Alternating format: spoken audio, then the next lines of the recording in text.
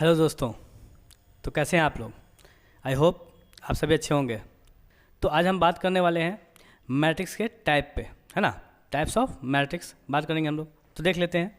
तो बच्चों देखिए, मैट्रिक्स पढ़ लिए थे इससे पहले कि मैट्रिक्स क्या होता है, इसका ऑर्डर क्या है ना। और कुछ क्वेश्चन भी किए थे इससे हम लोग। अभी हम लोग बात करने वाले हैं, किस पे बात करने वाले हैं भाई? तो टाइप्स ऑफ मैट्रिक्सेस पे। तो सबसे पहला मैट्रिक्स जो टाइप्स है, ठीक है ना, तो वो रो मैट्रिक्स है। अब नाम से पता चल रहा है कि रो का मतलब जिसमें एक रो होंगे, कितने होंगे? नंबर ऑफ रो एक, और नंबर ऑफ कॉलम कुछ भी हो सकते हैं। जैसे ये देखो, है ना, इसमें एक रो है और 3 कॉलम है। ये देखो, जिसमें एक रो है 2 कॉलम है। एक एग्जांपल और ले सकते हैं, जैसे आप देखिए, ठीक है ना। इसमें इसका जो है, इसमें एक रो है ना भाई, और कॉलम 1 2 3 4 5, है ना। एक रो 5 कॉलम। अब दूसरा क्या होगा भाई? Column matrix. अब यहाँ भी सिंपल है। कॉलम का मतलब क्या है? एक कॉलम और नंबर ऑफ रो एनी, ठीक है ना। तो नंबर ऑफ कॉलम 1 और नंबर ऑफ रो एनी। तो यहाँ देखिए, यहाँ पे 3 रो है, 1 2 3 रो, क्योंकि नंबर ऑफ रो कुछ भी हो सकते हैं।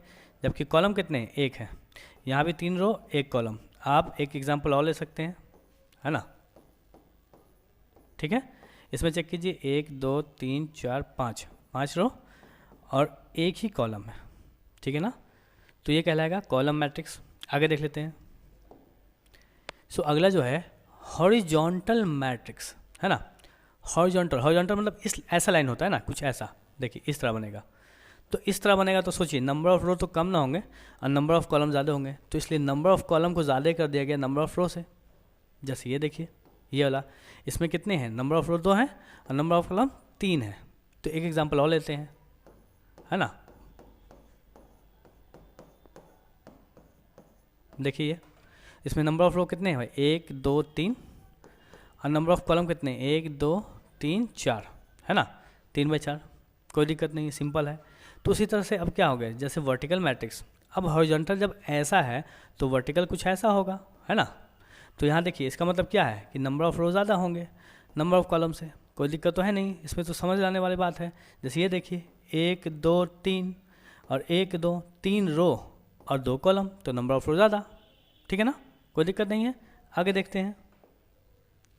सबसे पहले नल मैट्रिक्स, जिसको हम लोग ज़ीरो मैट्रिक्स भी कहते हैं। क्या कहते हैं? ज़ीरो मैट्रिक्स, है ना। अब ज़ीरो मैट्रिक्स है या नल मैट्रिक्स है, इसका मतलब हर एक एलिमेंट ज़ीरो हो जाएगा। हर एक element, each and every elements are zero. तो जैसे इसमें आपका 2x2 मैट्रिक्स भी हो सकता है ना, ठीक है ना, या ठीक है ना 1x2 1x3 भी हो सकता है, या ठीक है ना 3x3 भी हो सकता है। तो सभी एलिमेंट ज़ीरो होंगे, ठीक है ना। इसमें ज़रूरी नहीं कि ऑर्डर क्या हो, एलिमेंट अंडर का ज़ीरो होगा। रेक्टेंगुलर मैट्रिक्स, देखिए रेक्टेंगल सुन चुके हैं ना। रेक्टेंगल का मतलब क्या होता है भाई? ठीक है ना, number of row number of column के बराबर ना हो, ठीक है ना। Number of row number of column के बराबर ना हो, जैसे रेक्टेंगल में ये हो जाएगा, ठीक है ना। ये अच्छा, ये हॉरिजॉन्टल भी है, ये रेक्टेंगल भी और हॉरिजॉन्टल भी है। तो क्या ये देखिए, तो ये वर्टिकल है और ये रेक्टेंगुलर भी है। रेक्टेंगल ना है, ठीक है ना। रेक्टेंगल इसलिए क्योंकि यहाँ पे number of row number of column के बराबर नहीं है, और बराबर हो जाए तो क्या होगा? स्क्वायर कहलाएगा। देखिए आगे पढ़ने वाले हैं, ठीक है ना। स्क्वायर मैट्रिक्स सबसे इंपॉर्टेंट मैट्रिक्स। तो नंबर ऑफ रो जब नंबर ऑफ कॉलम के बराबर हो जाए, ठीक है ना, तो स्क्वायर कहलाता है। अच्छा याद रखिएगा, determinant is possible only for square matrix.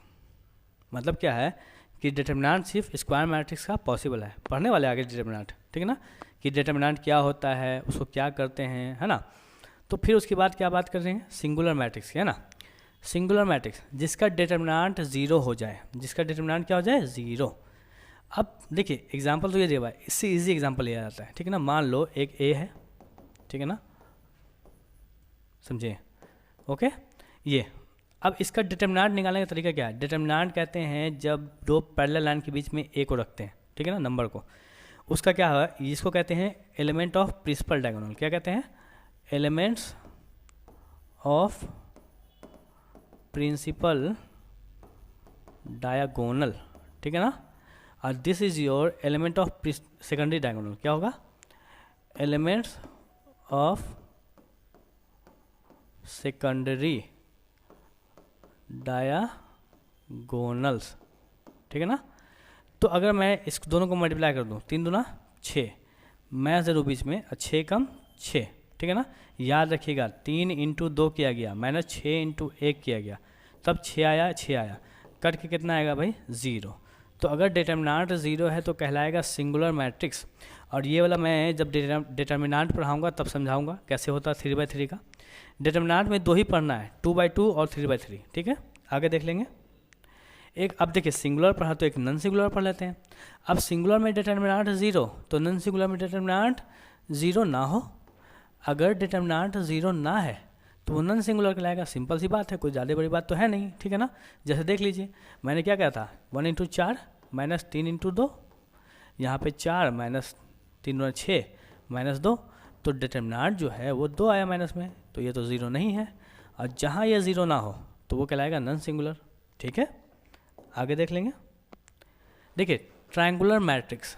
अब ट्रायंगुलर मैट्रिक्स में जो नॉन डायगोनल होता है एलिमेंट, चाहे अपर हो गया चाहे लोअर हो गया चाहे बोथ दोनों 0 हो जाए, मतलब क्या, देखिए ये है आपका क्या भाई नॉन डायगोनल, ये डायगोनल कहलाता है, ये कहलाता है डायगोनल, ये है नॉन डायगोनल। तो अपर अगर ऊपर में 0 0 0 हुआ तो उसको कहेंगे लोअर ट्रायंगुलर।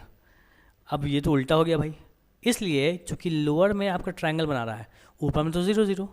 उसी तरह से अगर ऊपर में ट्रायंगल बनाए और नीचे में 0 0 हो जाए, नीचे में 0 0, तो इसको कहेंगे अपर ट्रायंगुलर मैट्रिक्स, है ना, ठीक है ना। और अगर देखिए दोनों 0 हो, अपर नीचे दोनों, तो उसको सिर्फ ट्रायंगुलर मैट्रिक्स। और एक बात याद रखिएगा, डिटर्मिनेंट जो है ना ट्रायंगुलर मैट्रिक्स का, ठीक है ना, आपको वो मल्टीप्लिकेशन होता है प्रिंसिपल डायगोनल। मतलब कि अगर मैं इसका डिटर्मिनेंट निकालना चाहूँ ना इस वाले का, तो उसका डिटर्मिनेंट होगा ACF, सिंपल सा। ये अगर ये A है तो इसका डिटर्मिनेंट बस ACF, इसका डिटर्मिनेंट क्या हो जाएगा भाई ADF, ठीक है ना। इसका डिटर्मिनेंट ACF, कोई दिक्कत, मतलब क्या, इसको इससे इंटू कर देना। ध्यान दीजिएगा, देखिए क्या करने वाले हैं। मतलब क्या है, अगर इसका डिटर्मिनेंट निकालना है ट्रायंगुलर मैट्रिक्स का, ठीक है ना, तो मैं इसको इनसे इंटू कर दूंगा, सिंपल सा कहानी है, ठीक है ना, कोई दिक्कत नहीं है। आगे देखा जाए, आगे देख लिया जाए डायगोनल मैट्रिक्स। देखिए डायगोनल मैट्रिक्स क्या है, सबसे पहले तो ये स्क्वायर मैट्रिक्स होता है एक, याद रखिएगा स्क्वायर मैट्रिक्स, ठीक है ना। और ये आपको ट्रायंगुलर भी है, ठीक है ना, ये ट्रायंगुलर भी, देखिए ये ट्रायंगुलर, जैसे इससे पहले बात किया था कि ट्रायंगुलर भी है। और इसका डायगोनल में ना, देखिए डायगोनल में अलग अलग नंबर होंगे, जैसे ABC हुआ, ठीक है ना, ABC हुआ, याद रखिए। देखिए क्या कह रहा है, कोई भी square matrix set to be diagonal matrix if AIJ is not 0, AIJ is not 0, अगर I बराबर 0 हो, I बराबर J हो, तो क्या कह रहा है AIJ इज़ नॉट 0, अगर I बराबर J, मतलब कि A11 हो तो ये 0 ना हो, तो A11 0 नहीं है, A22 0 नहीं, A33 0 नहीं, है ना। बाकी अगर कुछ हो जाए AIJ 0 होगा जब I is not equal to J। इसका मतलब क्या है कि मैं A12 कहूँ ना तो ये 0, देखिए A12 0, A13 0, सभी 0 होंगे, ठीक है ना। इसका मतलब बहुत सिंपल सा है, अगर आपसे डायगोनल मैट्रिक्स पूछे तो मैं कहूँगा देखो 2 3 4, ठीक है ना, बाकी सब मान क्या हो जाएगा भाई, बाकी सब मान 0। एक और होगा 2 4 या 2 5 कर लिया जाए, 0 0, देखिए ये थर्ड ऑर्डर और ये सेकंड ऑर्डर, सिंपल सा कहानी है, कोई दिक्कत नहीं है। आगे देख लेते हैं, ठीक है ना। स्केलर मैट्रिक्स, देखिए स्केलर मैट्रिक्स, स्केलर मैट्रिक्स क्या भाई, ठीक है ना। अब स्केलर मैट्रिक्स जब है ना तो डायगोनल होना जरूरी है, उसको स्क्वायर होना चाहिए, अगर स्क्वायर नहीं तब भी दिक्कत है, डायगोनल है तब भी दिक्कत है। अच्छा देखिए अब क्या है ना, सिंपल सा बात है, ये तीनों जो है ना डायगोनल पार्ट वो बराबर हो जाएगा और नॉन डायगोनल पार्ट 0 हो जाएगा। जैसे मैं कहूँ 1 1 2 2 2, बाकी सब पार्ट 0, ठीक है, कोई दिक्कत नहीं है यहाँ पे, सिंपल सा कहानी है ना। और मैं कह दूँ एक और 4 4 0 0, ठीक है ना, डन। अच्छा स्केलर मैट्रिक्स का भी अगर आपको क्या निकालना है, डिटर्मिनेंट चाहिए, डिटर्मिनेंट चाहिए तो सिंपल सा कहानी है, सबको मल्टीप्लाई कर देंगे। मतलब क्या है, सिंपल सा, मतलब 3 इंटू A, नहीं 1 2 3 है ना, 3 है, यहाँ पे कितना हो जाएगा डिटर्मिनेंट, अगर इसका मेरे को डिटर्मिनेंट निकालना है तो 2 इंटू 3, 3 दूना 6, इसका डिटर्मिनेंट निकालना है 4 इंटू 2, 4 दूना 8, सिंपल सा कहानी है, बहुत ईजी चीज़ है। आगे देख लीजिए यूनिट मैट्रिक्स, सबसे ज़्यादा इंपॉर्टेंट, आइडेंटिटी मैट्रिक्स भी कहते हैं इसको। क्या होता है ना, ये स्केलर भी होता है, देखिए ये सबसे पहली बात, स्क्वायर भी होना चाहिए, डायगोनल भी होना चाहिए, स्केलर भी होना चाहिए, है ना। देखिए ध्यान दीजिएगा, स्क्वायर तो समझ गए, दोनों बराबर। डायगोनल का मतलब क्या होता है? डायगोनल मतलब ए बी, है ना, 0 0। स्केलर मतलब यहाँ ए यहाँ 0 0, नहीं बराबर दोनों चीज़, ये दोनों बराबर नहीं होगा तो डायगोनल, दोनों बराबर तो स्केलर। और कहीं दोनों एक एक हो गया मतलब एक एक, यूनिट मतलब एक एक, है ना, इकाई एक एक, या A1 0 0 0 1 0 0 0 1, देखिए ये, है ना, डायगोनल पार्ट जो है एक हो जाए तो वो कहता है यूनिट मैट्रिक्स कहलाता है। कोई दिक्कत नहीं है, बहुत ईजी चीज़ है ना, ठीक है ना। आगे देख लें, देखिए ये सब चीज़ वही लिखा हुआ है यहाँ आगे। देखिए traces of matrix, traces of matrix क्या होता है? देखिए sum of principal diagonal, sum of, ठीक है ना, sum of the principal diagonal, sum of the element of, देखिए यहाँ पे क्या होगा, element, elements of principal diagonal. जैसे मान लीजिए मैं कह दूँ ना कि एक ए है, 2 3 4 5 2 1 3 2 4 कर देते हैं, ठीक है ना, और यहाँ पे कर देते हैं 1। अब मेरे को अगर कोई मेरे से ट्रेस पूछे ना, ट्रेस ऑफ ए को ऐसे दिखाते हैं, टी आर, ट्रेस ऑफ ए, ठीक है ना। ऐसी ये एनसीईआरटी का पार्ट नहीं है, ठीक है, फिर भी देख लीजिए आप लोग। यहाँ पे क्या होगा, कैसे करेंगे भाई, इस 2 को जोड़ देंगे इस 2 से, 1 से, और इस 4 से जोड़ देंगे, तो 4 2 6 6 1 7, सिंपल सा कहानी है ना। ये हो गया ट्रेस ऑफ ए, और कुछ बात नहीं है।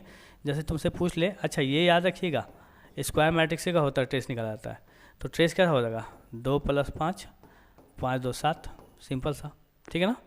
एक और पढ़ना हमको, ठीक है ना, वो क्या पढ़ना भाई, हम लोगों को पढ़ना है, हम लोगों को क्या पढ़ना है, हम लोग पढ़ना है इक्वालिटी ऑफ मैट्रिक्स। क्या पढ़ना है भाई, हाँ, इक्वालिटी ऑफ मैट्रिक्स।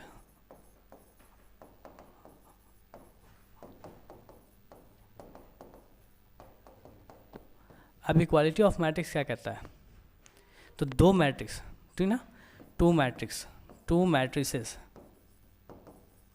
एक ए है जो AIJ है, एक B है जो BIJ है, ठीक है ना, वो इक्वल होगा, ठीक है ना। कब? पहला, जब ऑर्डर क्या हो जाए, ऑर्डर शुड बी सेम, है ना, एंड दूसरा कॉरेस्पॉन्डिंग, ठीक है ना, एलिमेंट्स शुड बी इक्वल। मतलब क्या है, देखिए मतलब क्या है, एक कह रहा है कि, है ना, क्या है भाई, कह रहा है कि 2 मैट्रिक्स, एक A है AIJ, एक B है BIJ, इक्वल होगा, है ना, कब? ऑर्डर सेम होना चाहिए दोनों का।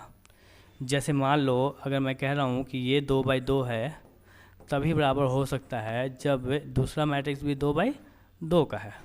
अगर 2/2 का नहीं तो वो बराबर नहीं होगा।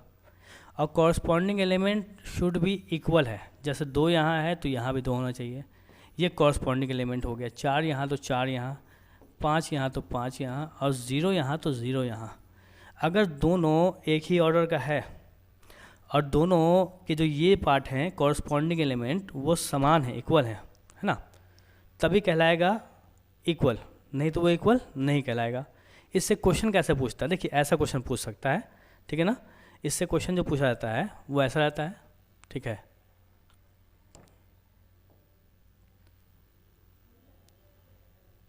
देख लीजिएगा, एक जो क्वेश्चन ना कहेगा आपसे x y z, ठीक है ना, 5, इफ़ कहेगा, इफ़ ए जो ए दिया रहेगा, है ना, if two matrices are equal, then, ठीक है ना, x y and z, find value x y z, है ना, ठीक है ना। तो 2 मैट्रिक्स इक्वल है, इसका मतलब देखिए ध्यान से, 2/2 ऑर्डर का है, 2/2 ऑर्डर का, और इसका 5 इसके बाद के बराबर। इसका मतलब ये x किसके बराबर होगा भाई, 2 के, x सिंपल सा 2, y किसके बराबर होगा भाई, तो 3, और z किसके बराबर होगा, तो 0। तो सिंपल सा x y z निकल गया। आई होप आपको समझ में आ गया होगा कैसे हो रहा है, ठीक है ना। इसका अगला हम लोग पढ़ेंगे 3.1 का एक्सरसाइज हम लोग करने वाले हैं, है ना। जब तक के लिए आपको मिलते हैं नेक्स्ट वीडियो के साथ, ठीक है।